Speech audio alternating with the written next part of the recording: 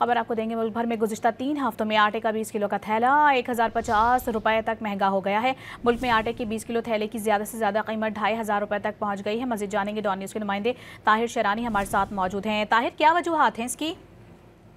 जी देखिए, एक तो जो हालिया सैलाब की वजह से सप्लाई और जो रसद है वो भी मुतासिर हुई है, जिसके असरात आटे की कीमतों में इजाफे की सूरत में सामने आए हैं। इसके साथ साथ जो आटे की रिलीजेज है, यानी जो आटे की फरामी है, उसकी भी असरात हैं आटे की कीमतों में इजाफे के। और इसके साथ साथ इंतज़ामी नाकामियाँ और इसके साथ जो डिमांड है वो पूरी न होने की वजह से आटे की कीमतों में इजाफा देखने में आया है। इसके साथ दीगर भी कई वजूहात हैं।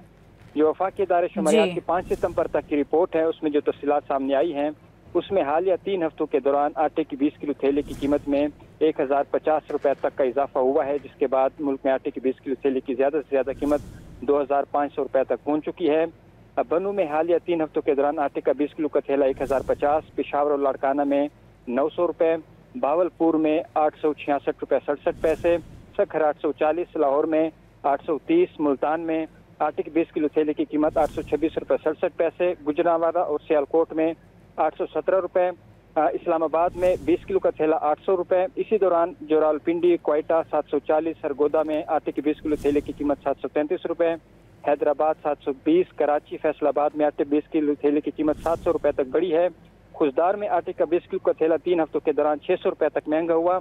यानी मुल्क के जो तमाम बड़े शहर हैं उसके हालिया 3 हफ्तों के दौरान आटे के 20 किलो थैले की कीमत में इजाफा हुआ है। इस्लामाबाद में आटे की 20 किलो थैले की कीमत 2426 रुपये 67 पैसे तक पहुंच चुकी है। पेशावर और बनू के आटे की कीमतों में इजाफे की वजूहात बता रहे थे ताहिर शरानी, आप बहुत शुक्रिया आपका।